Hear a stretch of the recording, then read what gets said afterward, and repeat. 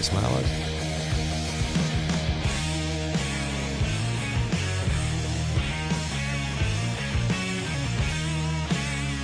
Alrighty, here we go. Mark Redding's Will Schofield. He's just realised I've been wearing slippers. I've actually worn these every single show we've done, Skeet, so good of you to notice. You're looking beautiful, though. Bringing you today the Shelter FootyCast, the Round 16 review. G'day, Skeet. How are you? Very well, Scully. You've already cracked a Shelter, which is timely. Your first for, I guess, the potty that we've done this year. You've decided to 8 in the morning. It's a bit early, but that's fine. You go for your life. Very good. Now, you've come, we're not going to lie when we're recording this. You've come straight out of the Freo Dockers game. Yes. You've called that, so we're going to get into that very shortly. But you are here on the Shelter FootyCast. If you just joined us, we do a review on Mondays, a preview on Thursdays. We get through all the games. We do a West Coast, a Fremantle wrap around, and this week it's going to be very good considering I watched the West Coast game and Skeet worked the Fremantle game. So we're going to get right into it. If you want to find us on socials, find us at Shelter FootyCast. You can send us an email at footycast@shelterbrewing.com.au. We need your regional footy stories. We've got one later on the show, but if you do have one of those and you want to get in the running for a slab of shelters, send us an email, footycast@shelterbrewing.com.au. You can find us on YouTube, listen to us wherever you listen to a podcast, and it's all brought to you by Shelter, big brewery down there by the Busso Jetty. Dan Con's our producer. He's down there for a couple of weeks soon. Dan the man is heading down just to make sure he's ensconced in that magnificent establishment. And I can tell you now, the boys at Shelter, given we found out some of his nocturnal activities over the past week or two, he's getting a bit loose, I reckon. This is his mid-season bye by the sounds of it. What was that word you used? Ensconced. Ensconced. Ensconced. Dan Const, ensconced. His last name's Const. You like that? I love it. Okay, very good. Let's keep going. Let's get into it. I say we do the big moments of the round first up. On the way over to the West Coast game, people think, so I put this out on social media, people think that one of the boys texted me. I did not speak to a West Coast player or West Coast official. I was contacted by one of the pilots. Well, someone who knew one of the pilots. Engine failure on the flight over for the West Coast Eagles. Now, it doesn't sound like a big deal, or maybe it does sound like a big deal. They lost an engine midair. The pilots, from what I told, are trained heavily in this situation. It's like the first thing you have to pass as a pilot, emergency procedures. When an engine goes down, what do you do? So they dropped altitude immediately, spoke to some people that were on the plane a bit after. There were some shaky players and staff that don't like flying at the best of time. Because of the COVID restrictions at the moment, they've got the players on charters. So they're not all Virgin 737s or whatever they are. They're on what I'm told, like quite an old aircraft, a Fokker. But a workhorse, yes. I've heard, which is like a FIFO workhorse, so reliable. But on this occasion, obviously, it doesn't matter what you say. If you're at that level and you're sitting there and you get this message from the captain, just uttering the words. Buckle yourself in, we've lost an engine. Apparently, which was said pretty much, sit down, strap yourself in, we've lost an engine. So if you don't like flying, it's probably not the greatest feeling, I would have thought. Do you like flying? Are you a good flyer? I don't mind it, but I'll tell you a very brief story. I was going to Sydney once with my wife, big group of people, and we were in a very jovial mood. It was a work function, having a few wines, yes. And out of nowhere, we're flying, and we dropped for felt like about 5 seconds, like a literal drop. Out of the air. And all the cups and everything goes everywhere. Then we stabilise it, and the silence across the cabin is extraordinary. And the captain eventually comes on the speaker and goes, ladies and gentlemen, just flying at 27,000 feet. How little isn't it just a minute or two ago? I'm not sure if he's American or not. I wasn't on Pan Am. But anyway, it sounded good. Ladies and gentlemen, just had a little incident. In parlance of pilots, this is like we had a pothole in the road, so we dropped a bit. And we're thinking, geez. But it is one of those things where that was immediate fear, whereas I believe some of the players were still on their videos, didn't hear it. So they were oblivious to what was happening, some of them. Yeah, correct. So I don't know. But anyway, I thought that was worth mentioning off the top. In the game today, Sunday's game, Elliot Yeo looked to have done a pretty decent hamstring, I think. So he got subbed out midway through the third quarter after a bit of an effort running at full speed. They're the ones you get worried about. When you do a hammy running around, sometimes you can do it changing direction or picking up a ground ball. He did it running flat out, and usually that's a decent hammy. So not a good sign, given he's been in really good form since the bye in the back line.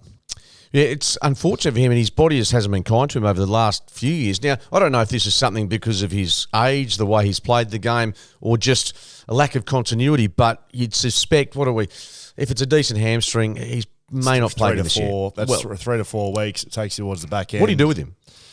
Maybe cotton wool. It could be getting close to that stage. Start playing more youngsters. There's, guys running around that could potentially, come into that position in the back line.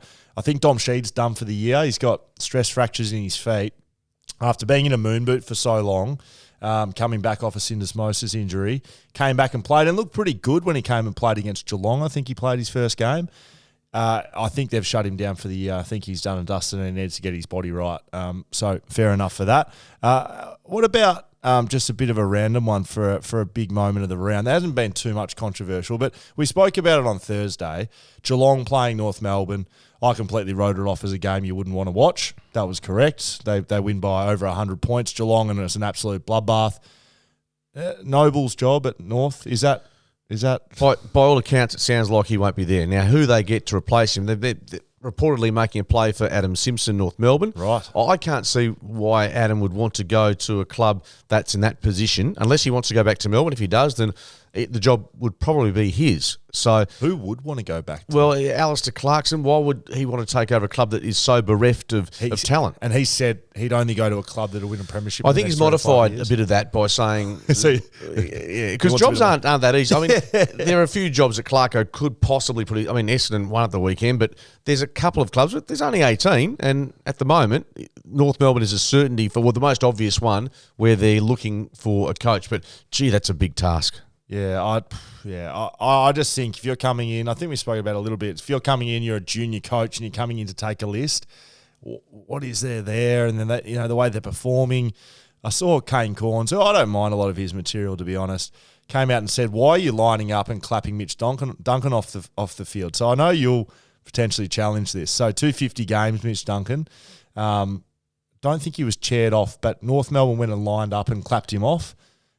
Do you think every milestone is worth a clap off from the opposition teams? Now, shake his hand and pat his back and congratulate him, but is 250 a clap off job, especially if you've just gone out and lost by 120 points and completely embarrassed yourself as a football club? Well, it depends. 250, it's unlike 100 or 150. 250 is getting up there, 300. We've seen it quite regularly with clubs do it. I don't see any issue with that. The game's done. It's finished. Yes. I think it shows a bit of class from a team that's been belted, so that's not an issue for me. It's more about North Melbourne. Unfortunately, they're only trailing by a kick at quarter time, but they just got completely blown away, which is what we expected. So they're in a world of pain. And as I said, their list for me has got so many holes. Who, as a new coach, where would you start? But the other issue is when Jeff Walsh is doing the review and he's sitting in the coach's box with David Noble, effectively, it's not a good sign for what's to come. Just have your next gulp of shelter. I wonder what he's reviewing from the coach's box. You know what he's looking at. Now, let's get into it. Richmond defeat West Coast at the MCG today. 35 points. Both pick Richmond. No big deal there. So 1 from 1. Well done, Skeet. I think West Coast were good again. They were right with Richmond. Richmond are improving, in fact, probably challenging and getting better and better in that bottom 4 of the 8 type area for Richmond. So they're a decent team. A lot of West Coast good players stood up. We probably haven't seen that as much for most of this year. Nick Natanui comes back and has a really big game in the ruck. He was distributing, especially in the third quarter where West Coast had a huge comeback. He was tapping it left, right, up, over, doing that, Nick Natanui stuff that only he can do. Tim Kelly, I think, had probably his best game ever for West Coast. He had a big game against, it was at the Gabba. It might not have been Brisbane. I think it was St Kilda my last year. Big game. He had 40 and 2 today. 40 touches, 2 goals, and was dangerous and was impactful and really looked like that midfielder that West Coast went and, sold a lot of the farm to get. As West Coast people, you'd like to see more of that, but, that's just how it's happened. I thought he played outstanding today, but they go down to a better team in Richmond. No question. And look, I think what we've seen in the past 3 or 4 weeks from the Eagles, getting some play, I think the break did them the world of good. Yep. And what we've seen from West Coast, I still don't buy into this is going to be a 3 or 4 year rebuild. Collingwood, and we'll get to them, they've shown that you don't have to necessarily go down that path. You have to obviously get the right draft picks, and they're doing, through necessity, getting the likes of Zane True, who came in today, kicked a goal, getting some games into Rhett Bazzo, Brady Hoff. all these little pieces won't bear fruit maybe this year or even next year, but I think they'll get to know exactly what they've got. Jai Cully in the mix, of course, to play some footy. I'm not throwing out West Coast yet. What we've seen against Richmond at the MCG, to get within 5 goals of them, that's can happen to very good sides from West Coast, that they can get rolled to that level. Yeah, correct, especially at the G. So the fact that they were consistent, they were competitive, I think most people will walk away happy. Jamie Cripps, probably his best game for the year as well, 3 goals to Cripper. That's probably what I liked was the senior players standing up. Now, what would be happening inside the walls of West Coast right now? They know they're not playing great footy. They beat Essendon last week, which is a great win, but it's not a fantastic groundbreaking sort of stuff. But it gives confidence to groups. So just to as a bit of insight, what would be happening in West Coast? They would be showing a lot of clips of what they did well against Essendon to try and get that confidence up. But they would know they've got a lot of work to do still.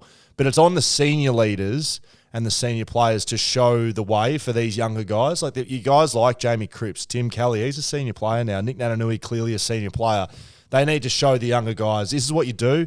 Doesn't matter if you're losing. Doesn't matter if we're up against it. You need to play well every week to be a consistent AFL player. And most of those, Tim Kelly, although some people say his output hasn't been great, he's been a consistent AFL player for a decent amount of time now. Yeah. In brief, Nick Nat took his first mark for the year, took 3 in total. You're laughing. But they're a better side with him there. That's a given. The other thing is, and I'll ask you this, 2 questions on the run. Who'd be leading the John Worsfold medal at this point? That's a toughie. And do you think the effort to get Liam Baker home, and West Coast seems to be, the Eagles seem to be the club over here that had their teeth into Liam Baker more than Fremantle, for instance, is that a target that you think they should pursue wholeheartedly? I just think, look, Liam Baker looks like a great player, but he's also that mid-range midfielder, backman, forward, kind of fits Richmond really well. He's correct, and there's a lot of them at Richmond, but he's not Dusty Martin, and he's not Luke Jackson. And Shea Bolton, for instance, he's one that I think gives them that X factor. Yeah, so look, great. Baker wants to come home and they can do a deal for not much. Great. But if you've got to go and give away draft picks that are going to bring in more youth, I wouldn't be doing it. If you're going to have to do that, you do it for a Jackson, I think. And the second question, I think Tim Kelly would be close to leading. He's played most games. He missed a bit of footy in the middle of the year with COVID, but I think he's putting together a nice season. Okay, let's move on from West Coast. A decent game. Fremantle defeat Port Adelaide by 8 points. Now, going to let you run point a little bit on this one because I was at the West Coast Fever Grand Final. Well done, ladies. They got up and won. Really good win. My first game of netball live ever. Really? Yeah. Professional netball, yeah. Atmosphere would have been terrific. And, a great result considering they've been through the salary cap drama. Yep. Dan Ryan, new coach. Outstanding. Dan, I think, coached another team in Super Netball going back a bit, and they had, I think, lost 28 out of 29. So he's come back from the depths. He also appeared on The Price is Right as a contestant. There you go. There's some Pooparama stat that I've thrown out for you about the West Coast Fever. Did he win? Larry Emder? Yeah, I'm not sure. But anyway, come on down. Fremantle defeat Port Adelaide. How did it go? There used to be a name for the guy up in the booth. They used to the come on, get down guy. Yeah, I forget who it was. It wasn't Gary Burgess. He was on catchphrase. Sorry, Burgess catchphrase. That's John Burgess. Yeah, sorry. Yeah, we digress a little bit. How did Freo go? Did Freo go well today? Freo did really well. Look, and you know what? They were up by the best part of 4 or 5 goals at 3/4 time. It was just a question of soft kill. They run away with the win, done and dusted. But in the last quarter, their defence was really tested. Charlie Dixon was outstanding. Went into the ruck, did some really nice things. Rosie was terrific. They got some input inside 50s. And when they're firing, they've got some real skill in their group. And they got within, I think, a kick and a half of the Dockers. And it took, I think, really a rundown from Andy Brayshaw, the pressure that he put on to turn over a footy, which was, or at least put some pressure on when it was desperately needed. All hands were on deck. Fremantle needed some leadership, and he was the guy that really stood up. He was absolutely outstanding. It's a good win for Freo in many ways. Most importantly, they were challenged late, and they found a way to win. Top 4 with a bit of a break now, a bit of breathing space. That is important because they've got a tough run to come, and I still think they'll make top 4 like you, but a victory like that, maybe in 2 months we'll look in hindsight and go, gee, that was important when it comes to the ladder. Some big highlights as well. I've seen a few highlights coming through. There was multiple. I think it's the best game in more recent times I've been to. We saw 2 outstanding marks that, may not win Mark of the Year, but when you look at what Mitch Georgiades did, outstanding. It was just terrific. And Hayden Young acrobatically taking a grab. One of them won't get mark of the round, but they both deserve to be the top 10 marks this year so far, in my opinion. Wow. And then goal-wise, Caleb Sarong, lucky enough to call his goal left full forward pocket. It was similar to a goal he kicked against Geelong in the wet going back a year or two ago. It was wet that night, but he just beautifully goaled from the pocket, and that showed you his class. And Charlie Dixon, again, check side, other end of the ground. Either of those could easily qualify for goal of the round. But yeah, had plenty of highlights, high-scoring game. It was one of the better games I've seen at Optus in the last year or two. Yeah, so, I mean, how do Fremantle get it done in the end? Is it a Fremantle game and Port Adelaide just played well? It sounds like it was, well played by Freo. Lob kicks 5, of course, his career best. Absolutely. And he was good. He got some great service early. He could have had 6, really. But we don't see it often enough from Rory Lobb, but that is the type of work that we know he can do. He's got a beautiful frame. And if he can get into position, take the marks that we know he can, and he got his confidence up early. I think he's one of those players, if he finds the footy early, gets an early goal or two, you can see it in his body language, and that was the case today. Unfortunately, Matt Taberner went off the ground with a bit of maybe it was a hammy or back-related, so they subbed him out of the match. So I doubt whether he'll be right for the Saints, although there'll be a question mark. He won't be ruled out just yet. And quite interestingly, after the match, when the 3 players that didn't get any games, or Bailey Banfield did get some time, but Connor Blakely, I've heard of players injuring themselves in the warm-up. No. He's injured himself in the warm-down. No. Seriously. So he came off limping. Because they have to do a running session at the end of, when you're an emergency sub, not the sub, but an emergency sub, you don't play in the waffle, and then I think there's a bye this. Yes, there was no waffle W yesterday. And so buys, and so he sat there all game, and then you got to go do a running session out in the field. And what do you think, calf or a hammy or something? Something like that. He was limping off, and it was quite sad to watch a bloke that's had no luck in running. And let's be honest, he's not going to play much senior footy if this list is fit moving forward. In fact, brutal. I suspect he's probably going to be delisted at the end of the year. That's my guess. But if another club comes looking, 2020, a couple of years ago, there were a couple of suitors, but I think Connor's time is slowly eking out. And in contrast, Nathan Wilson plays game 150, and he's had to wait for a fair while as well. So he's been stuck on 149 for a while. He's been like a batsman on 99, just hasn't been able to get that single. But yeah, well played to him. And of course, Lukey Ryan, 100th game as well. So their defence for the most part was terrific. Their midfield was good. In fact, they deserved to win the game, but they also showed Justin Longmuir that when they could have just fallen over, they showed some resilience. Very good. Charlie, you happy with how it went up there, mate? Big Freo fan? Very happy. I've just come from the game. Very happy with it. Big tick for all the boys, haven't you? Absolutely. Aish had one of his best games ever. Okay, very good. Yeah, a lot of the footy, 2 goals. Yeah, I didn't mention him, and he's one of those players that sometimes for me you call him and you see him, but he for me was very good. But there were a couple of moments I mentioned Brayshaw, leadership-wise, Lob obviously with the 5 goals, but no, they had a lot of contributors. Very good. There's the West Coast and Fremantle wrap. You are here on the Shelter FootyCast with Mark Reddings and Will Schofield. Let's get through the rest of the round. Brisbane defeat Bulldogs by 41 points in the first game of the weekend. Bit of a blowout and probably a little bit unknown. We both picked Brisbane, so again, well done. I think we're 3 from 3. Pick Fremantle, pick Richmond, pick Brisbane. Didn't quite see much of a win coming out, but it was at the Gabba, wasn't it? And the Gabba they just don't get beaten there by and large. I mean, they've lost some finals up there in recent times, but I think the greater concern for Brisbane going forward is the injuries to Zane Zorko and Daniel Rich, and they're 2 of their really key players. They're their back flankers. Absolutely. Both of them, right? Distributors, they create, so that's going to be a concern for them. Charlie Cameron, he's one day, hopefully he does it at the MCG. We haven't seen much of him do it on the big stage at the G, but he knows how to play and get the crowd rolling at the Gabba, because once he gets goal side of an opponent, good luck. Charlie Cameron, one of the most dangerous players, but we have seen him shut down. He reminds me of Liam Ryan, right? Liam Ryan, when he's on, is almost unstoppable. It's sort of that, it is mental as much as physical, right? Because they can do it physically all the time, but they have both been found out if you play a certain way on them, they can be stopped. So that's what I'd love, players like that. I mean, you can't ask for everything, can you? But can he consistently, as you said, on a big stage, have a few tricks in his toolkit to go, okay, I've got a Dane Rampy on me, right, who's just going to absolutely bump a bar and bash me the whole day. Can I get past Joe Danaher? Can I get past Hipwood? And they can bash Rampy back. Like, can they get that, more consistency out of it? But I agree. I mean, he's one of the best players, that I've played on, but also to watch. I love watching him. He's got Shea Bolton about him, doesn't he? Absolutely, and he's got everything. The Gabba crowd love him, and he's a very fine player. You talk about players that have shown him down. I think in a final it was Dylan Grimes, who wasn't the ideal matchup in some ways, but he also managed just to claw and force Charlie in uncomfortable positions. You got to have a bit of height just to get him in the air, but you've got to have pace. You don't have the pace, you can't bash him, because if you try to bash him, he'll just run off. So you've got to have a bit of everything. Grimes is a good one there. The last one for this game, Eric Hipwood's push of forgetting his name now, into the umpire. How did you see it? No, it's a strange one, wasn't it? Because, you always have to see the incident to explain it.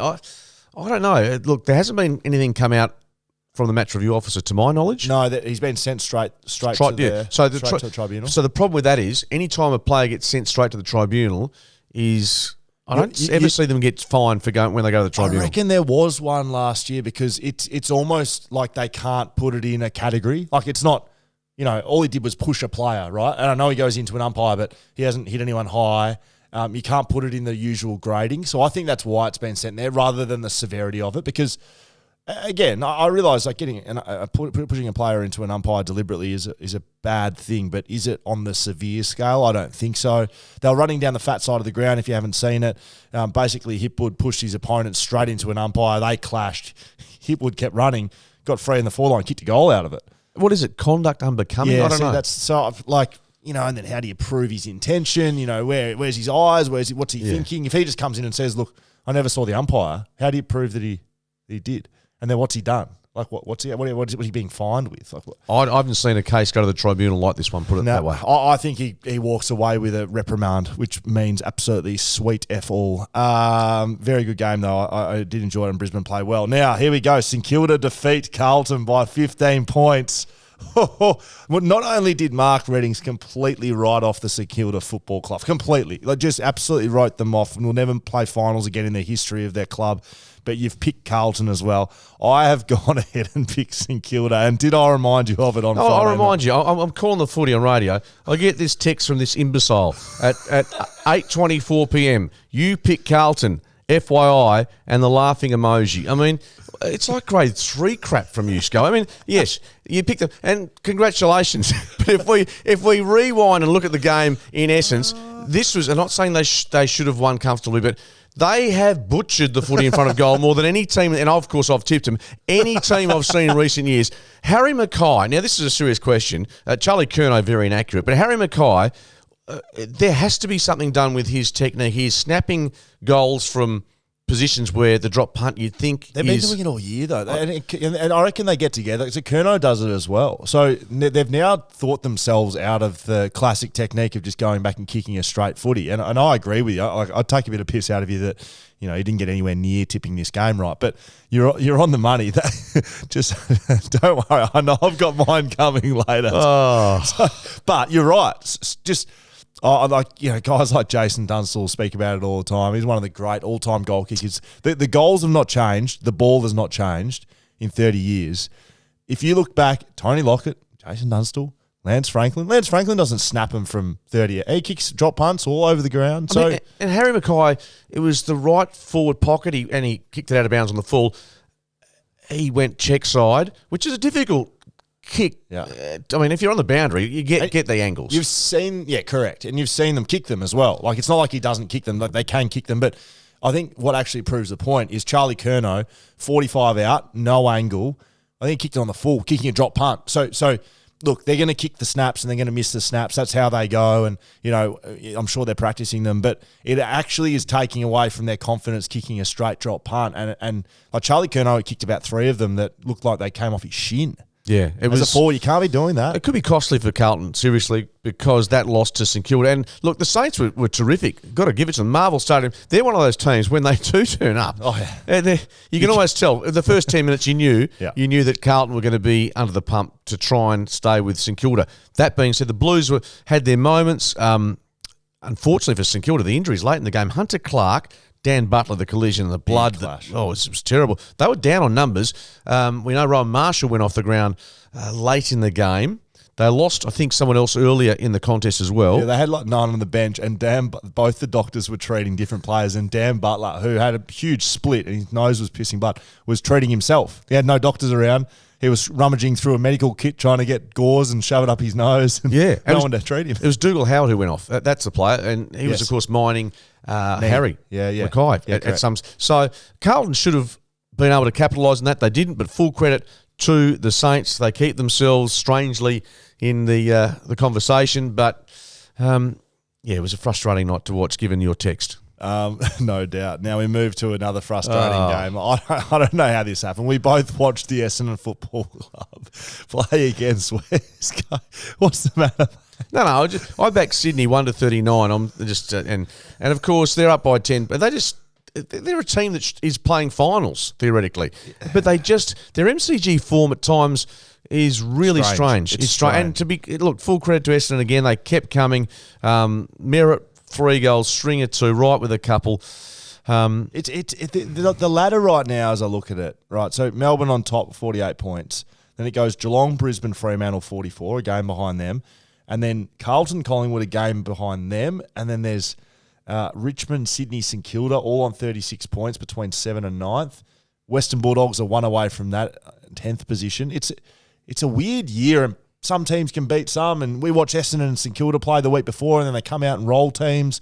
Essendon do this. I watched this full game. They were outstanding. They were really good. And Sydney, some people have said Sydney played really poor. I thought Sydney were actually quite good. Essendon just rose to the level, like a challenging side should do. Now, they're not challenging this year because of what they've done in the first half of the year, but the way they played, Merritt has an outstanding game. He kicks 3 goals and has a bunch of touches.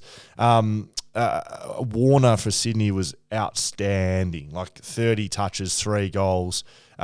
Metres gained was 650 metres or something. He's a West Australian boy, and he's an outstanding talent for the Sydney Swans. But it was a surprise win to Essendon. I just don't think Sydney played that poorly. I think Essendon played how we kind of expected them to play. Yeah, I saw the first quarter, and Essendon looked out of their class, to be honest with you. Sydney had them where they wanted them, but to be honest with you, they just didn't finish off the game. And John Longmire must be thinking, what is this team? Where's the consistency? They had some strange performance. We know they're good. Their best is very good. Yep. But I think they are one of those sides that deserve to be if they make it the bottom half of the 8, and that's about it. Yep, correct. Melbourne defeat Adelaide by 29 points. That was at Adelaide Oval. Now, I didn't really expect Adelaide to challenge that much. They stayed right with Melbourne for the first half. Saw this one as well. Melbourne lost Luke Jackson before the bounce, effectively. On the day leading into it, he'd hurt his knee, so they played without a ruckman, effectively. So Riley O'Brien had a huge game for Adelaide. Adelaide's midfielders got a lot of the ball, but they kind of play this style of game, Adelaide, that they can stay in games and be competitive, but they just don't challenge. They get a lot of the ball around. Dawson was very good. Jordan Dawson playing on a wing. Laird and Keys get their fair share, but none of them are really that damaging. They almost get a lot of touches. The other team sets up defensively and then rebounds on them too easily, and that sort of is how this game went. Walker was good for Adelaide. Petrarca, who hasn't been able to kick a goal to save his life this year, kicks 3 goals and 2 of them set shots.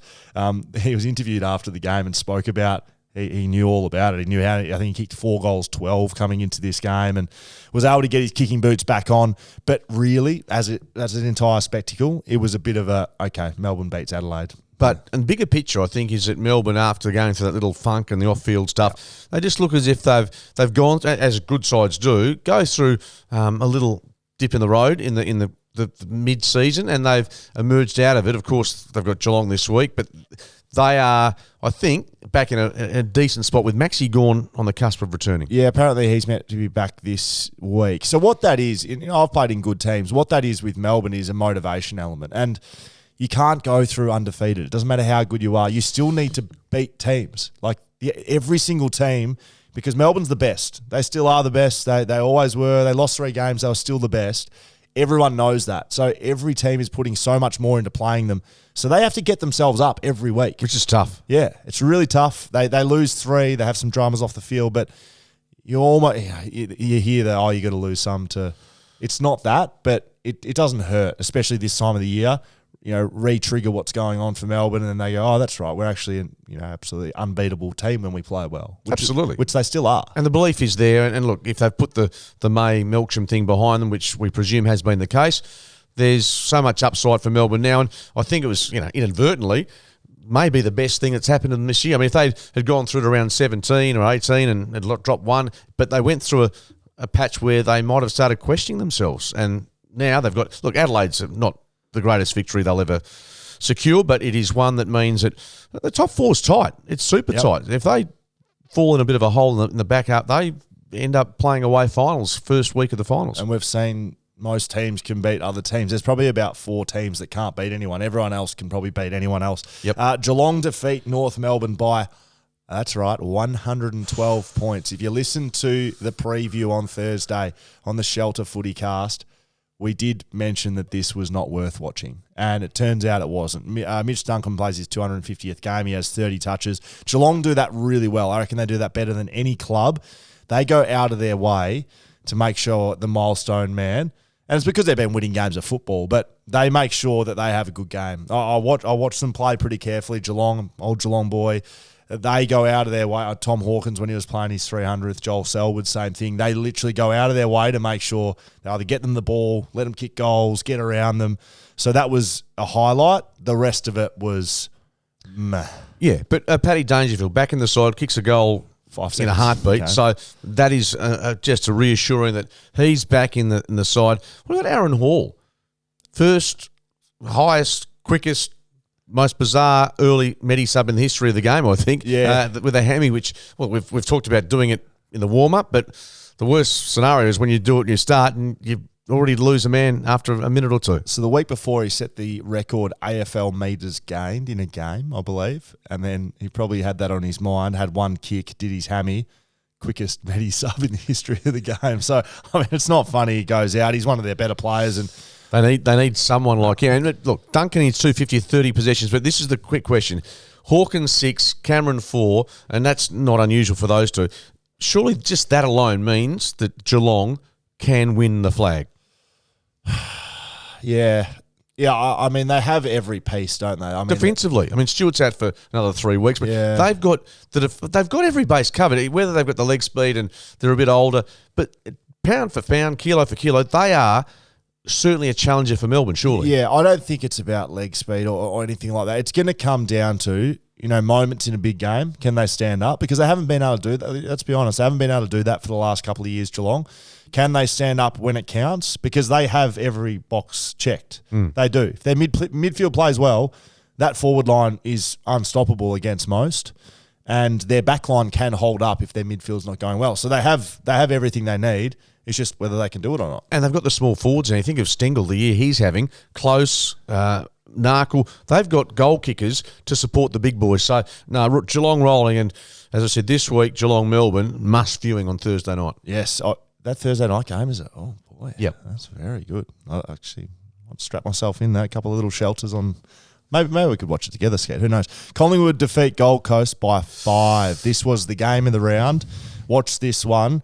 Had pretty much everything. It had lead changes. It had wet and dry footy. It had a decent crowd out at Gold Coast at Metricon. Well, Magpies draw everywhere, don't they? Yeah, but I mean, you don't see big crowds at Gold Coast, but I think the people knew that this was a big game, and it was a big game. Either team could have won it. It came down to sort of a final minutes flurry. Moore gets injured, so it stops the game. Yep, we don't know. It hasn't been confirmed if he's done an ACL. I did hear a few people talking about it on radio today and say that he didn't have scans today.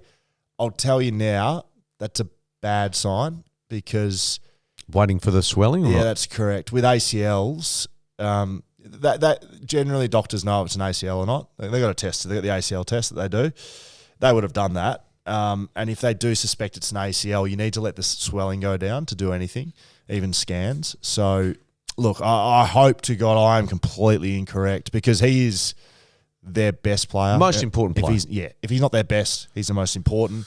And without him, they wouldn't have beaten Gold Coast on the weekend. No, but also without the Dacross brothers, Josh 19 and 3, Nick 37, Rising Star just about give it a tick. Yeah, do you reckon that's wrapped up? I would have thought so, or very close to. I mean, and this is the beauty of having the. I love the father-son setup, by the way. I think it's just great. Yeah, so do I. The romance and all that goes with it.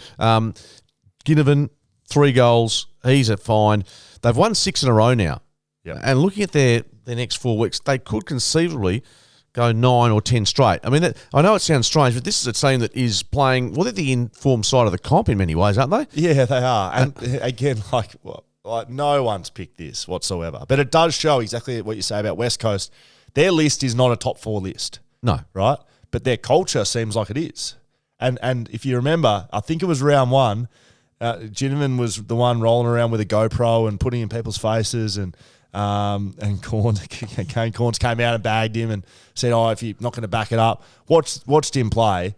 He does nothing but back it up. When he needs to stand up, he stands up. He's a little shit. He's just a little shit to watch. Hence, I think who chicken winged him from the Dockers got the time on the sidelines. Switkowski, correct. So he would be a shit to play against. You don't like watching him if you're not a fan, but if he's on your team, he'd be one of their favourites, I guarantee. And a fan favourite as well. Yeah, because he does what he says he's going to do. Like, he talks the talk, but he walks the walk. Speaking of which, Isaac Rankine, 4 goals. They led, I think, by 2.5 goals in the last quarter. It was a low-scoring game, a real slog. And I thought, okay, Gold Coast should get home from here. Yep. This young bloke, he just about got them across the line himself. He's copped his fair share of criticism. What does he pick 2? I think he was picked 2. He's definitely a top 5 pick. Yeah. Charlie, have a little, or Dan, maybe have a look at this. Isaac Rankine. But I think he's picked 2, and he's copped a fair bit of criticism because of the player he is, right? So he's a dangerous small forward. Whether he develops into a midfielder, we'll have to, time will tell. But as a dangerous small forward, you're going to come in and out of games. You're not going to be able to have 30 touches. And so the general public, pick 3, I believe Rankin was, Gold Coast take him early. You're not going to have the Sam Walsh hype. No, of course not. Brownlow votes. But what he did, he kicked 2 goals in the last quarter that were outstanding, clutch goals. And he did a lot of things throughout the game that I thought, gun. And I hadn't thought that about him. So, poor by me, but I've been changed. No, well, and the question is, if Gold Coast become a very good side, he's going to be a key of that. If they're just mid-range and below that, then whether he gets attracted interest from... Well, yeah, exactly right. Look at Stengel, yeah, right? Very good side. Stengel, small forward at Adelaide. Everyone sort of thinks, what is he? Goes to Geelong in a very good side. That sort of player is required. In a good side, you need those, especially with Hawkins and Cameron. Well, Rankin would be that. But you got to think, King's been missing from the Gold Coast lineup. Casbolt and Scholl stood up again like they were outstanding, but Collingwood get the job done. So can't take credit away from Collingwood. Who do we both pick, actually? We both picked the Gold Coast, remember? Yeah, no doubt. Absolutely. Get done by 5 points. Nothing changes. Egg on the face. GWS, the last game of the round. Speaking of egg on the face. What are you talking about? GWS defeat Hawks by 22 points. Who'd you pick? Well, I picked the Giants. Right. And it wasn't just that. I thought, do I text Scully like an imbecile? And, it's like Carl Langdon texted me on Friday night. Now, the first team to 12 goals always wins. He did it again on Friday. I'm thinking, Borry, I know this. You've told both of us. How many times? 20, 30 times. It just does my head in. So I didn't get a text from you today. Well, why not? Because I thought, what's the point of I take the high road, you take the low, and see where we meet. Oh, good on you. Driving your Merc up on the high road, eh? I'm down. I'm driving my daughter's car at the moment. I've got a car. Very good. If there's anyone listening that want to sponsor the Shelter FootyCast. No, I've got that sorted thanks to Kia in Osborne Park. We'll talk about that at a later time. Very good. If they've got 2 cars, I wouldn't mind one either. Cornelio's back to his best for GWS. It's great to see. We saw him in the hubs. We saw him getting followed around by a camera crew effectively. And, he lost the captaincy. He got dropped as the captain. And we really wondered, could he get back to his best? Well, under a McVeigh team that seems to be reinvigorated somewhat, he's been playing pure midfield minutes, and shock, and lo and behold, he looks like the player he always should be. It's always funny with... Change of coach. Yeah. It's weird, isn't it? But roles, sometimes you can be too smart. Just put your best players in the middle. Yeah. Like Kelly, Taranto, Cornelio are the best 3 for GWS, and they all played full mid-minutes, and that's what they do. Imagine them as juniors. Do you think they're spending a bit of time in the forward pocket having a rest? No, they just play on ball all day, and that's what they need to do. So it's been good to see. They beat a Hawthorn side. Look, Hawthorn were challenging again in this game for most of the day, but they're just lacking the quality that's required to take it up to teams, and that can be a GWS who aren't the best in the comp by no means. But talent-wise, you line them up at the moment. Yeah. And GWS, even though today... Now, I didn't see the match because it was the Dockers game, but was it as torrential and as heavy underfoot as they predicted? It was wet, and so both teams actually play a bit of an uncontested marking game, but GWS handled the conditions a bit better. Hawthorn have been taking that inside ball and taking the game on through the corridor. That's hard in those conditions. It really is, and if you're smart, you don't play that way. And Hawthorn didn't play that way. They tried to grind it out, which they're starting to add that to their arsenal, but they just don't quite have the years and the experience and the quality in them to continue it on. They just sort of up and down a little bit. So they'll continue to do that sort of stuff. But it was a good win by GWS in the end. And I picked the Hawks. Warple, James Warple, dislocated shoulder from what I saw on the TV today. So he'll be done. That's that time of the year where that's I've done that before. Labrum, they call that. And you tear your labrum and you can't heal it. And so you can try and play on, but it'll keep popping out. And as an inside midfielder, you can't do it. So he'll go in for surgery. Is that a shoulder reconstruction per se or not? Yeah, it you can have different types. A la Juddy? Yeah, it is. But you can have, a labrum repair is a type of shoulder reconstruction. And you can have, shoulder blade fixes. You can have rotator cuff stuff. So it depends what's happened inside it. The most typical labrum repair, though, is 8 to 12 weeks. And you can run after about 6 weeks. So I think his season will be close to done. But he'll have a full pre-season and get back into it and get his strength back Thank up. you, Dr. Schofield. Thank you. Sounded very authentic. Well, it's knowledgeable. Yeah, have you had a shoulder before? No, I've had a knee reco at 15. Did you? So I've still got a pin there. Yeah. ACL? Yeah, 15, yeah. So, it was the old style, scar from there to there. No, it's come a long way. So, the shoulders, never done one, but kudos to you for being able to describe it in such detail. Very good. Shelter, XPA, X Factor. We're going to give it to a WA player. Going to get a slab of beers out to them. Who we got? West Coast play well. I'll say Tim Kelly, probably his best game he's ever played, but they lose. Yeah, well, and they have obviously been few and far between these Shelter, XPA, X Factor rewards for West Coast this year for obvious reasons. And I saw him today. I think he deserves to get a pat on the back. Career best, 5 goals, Rory Lobb. I mean, in the end, it's a difference between winning and losing. He's a frustrating player. He's an enigmatic player. He's a brilliant player. But today, we saw a lot of what makes Rory Lobb the talent we have known for a long time that he has. He's putting together a season this year as well. He's become... With Taberner, he's been in and out of injury, and Taberner had one good game there and kicked 7 or 8 goals. But, having a Lobb, how big he is, having played on him... He's like a Mackay from Carlton. He's like a Norton from the Bulldogs in his length. He might not come across as the strongest player, and he's not. But because of his length, he can get himself in positions where he can either get a free kick or he can put himself in a position to mark it. So I think we get a slab of XPAs off to him. And, we're not sure where he's going to play next year, to be brutally honest, because the Dockers obviously had to try and make sure he stayed here this year. But Rory Lobb, he gets the X Factor for us this week, thanks to Shelter XPA, and whether he is a Docker next year or on the East Coast, we wish him well. Now, regional footy roundup, a slab of beer going out to the best regional footy story, and this week is coming from the Kojonup Football Club, the Cougars at Kojonup. The Shelter FootyCast Instagram page, you can put it in there. You can follow the link tree in there if you've got a story from a regional footy around the traps, or you can send an email straight to footycast@shelterbrewing.com.au. Now, Kojonup Football Club, the Cougars, I spoke to a man down there, don't know his name, just Dodge. Right? Dodge.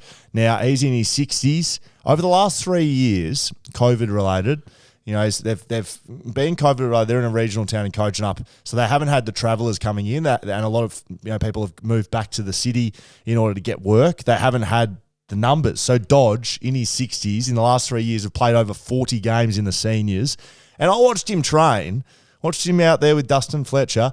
He's running pretty bloody well. So did he come out of retirement? No, he's just kept going. He's never retired, mate. So Dodge is running around out there. The story that was told to me by one of the young fellas, I said, what's Dodge's story? He goes, oh, look, I don't really know. I haven't been here too long, but pretty much instead of having some sheepdogs running around to round up the sheep, Dodge just runs around after him and chases himself. Mate, Dodge, I salute Dodge, and I think we get a slab of beers out to him. In his 60s, well played. These are the great country footy stories that you sometimes don't hear of. But what are you likely to be doing in your 60s? I mean, are you there yet, or? Whack. Hey, you had enough of me yet, or you got to go home yet? Oh, jeez. I'm early 50s, but thank you. But, feeling in my body and in my brain and my looks in my 60s. But thank you, Scully. I'm hoping to be still breathing. That's the aim in your 50s. Yeah, given, absolutely. in all seriousness, with what's happened this year with a lot of people who are in my vintage, just to stay upright. And Dan's pissing himself on the side. But that's great. You young blokes, wait till you add another 10 or 15 and then you get in the gas and see how you pull up the next day. But thank goodness I'm on dry July. So you blokes can go and drink shelter. I'm just going to have a little breather. You're leaving all the shelters to us, mate. It's been fun like usual. Very good. We appreciate your time today, Skeet. We know you had a big day. Well done. Pleasure. Socials, you can find us, Shelter FootyCast on Instagram, YouTube. You know where to find us. You can search FootyCast, BackChat, or whatever else. Listen to us on podcast. And I'm going to take my Julius Marlowe. I'm going to sit down, going to have a couple of shelters and knock right off. Go well.